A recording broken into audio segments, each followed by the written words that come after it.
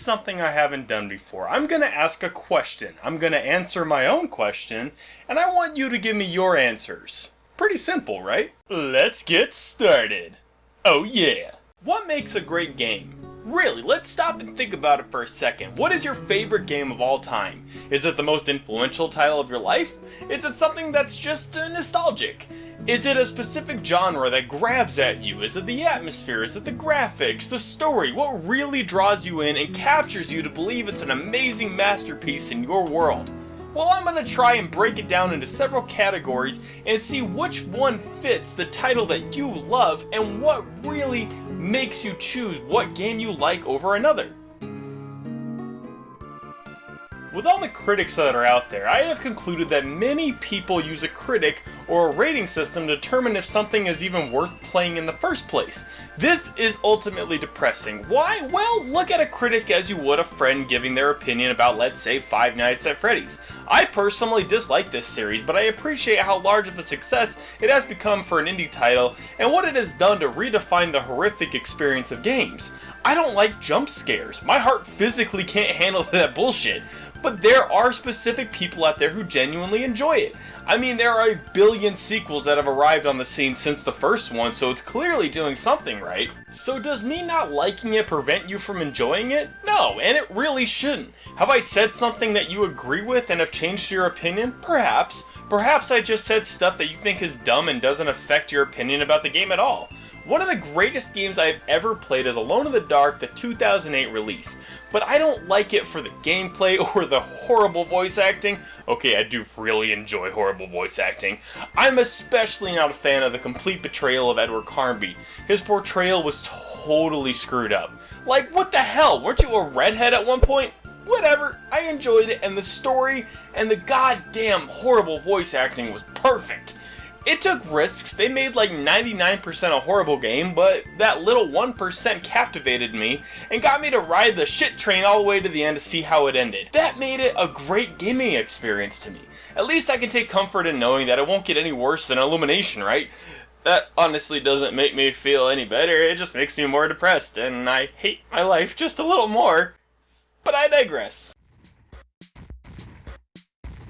Another great game for me is The Legend of Zelda: A Link to the Past. I personally think it's even better than Ocarina of Time.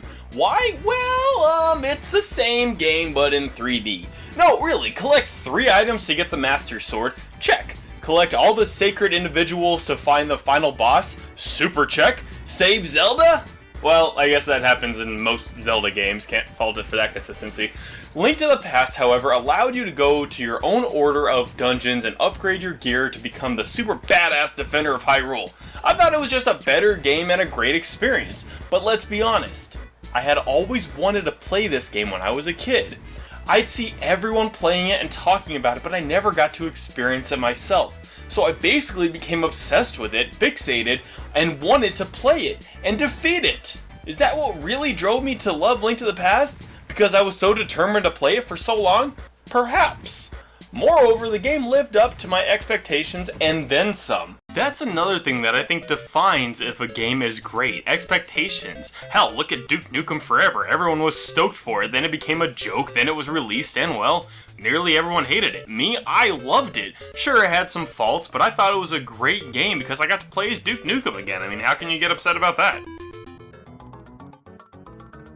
Tugging at one's nostalgic heartstrings. Is that the defining thing that makes me or anyone else love a title? Nostalgia? Does that help sway your opinion on something? Look at all the re-releases and HD recreations of beloved games. Did you play Final Fantasy VII when it came out and loved it? Are you stoked to play the new version because of nostalgia? I honestly never got into Final Fantasy VII, and I didn't like the characters much, and I just didn't really get into it. I know it's blasphemy to most, I just didn't enjoy the game. Well, what you gonna do? Besides, I like Final Fantasy VIII way better. Sorry, Spoonie. 9 times out of 10, the greatest game to most is a game associated with a better time. A lot of people like Mario games because it reminds them of when they were kids, and that makes it a great game. Which is funny when you think about it, because you don't actually like the game itself, you just like the emotions and the memories that are associated with it. For instance, I got a lot of people coming to me about my Crazy Frog video. They mentioned how this game was great for them, how it was a childhood memory, or it got them into playing games. So there you go, that's what did it for them, that's what made that a great game. Despite me not enjoying it, presumably nostalgia was what made the title great for them in their world. I wonder how many of y'all have thought about it that way, or subconsciously thought of a game in that fashion. Where does it take you back to? I mean, Alone in the Dark will forever be the best game to me because it absolutely brings me back to a better time. To great memories of my dad. We would work together to beat this game. We don't really have those moments anymore. Granted, I found Alone in the Dark 2 on the PS1 and we grabbed some brewskis and took that beast down in one evening. Again, I digress. Here's a weird one that you might not have thought about as far as determining if a game was worth it. Cost. How much did it cost to buy the game? Or did you steal it like some asshole? Regardless, let's look at Anarchy Reigns. It's an excessively cheap title on day of launch, and it offered hours and hours of fun gameplay. The soundtrack was dope, the characters were fun, the gameplay was addictive, and it was just radical.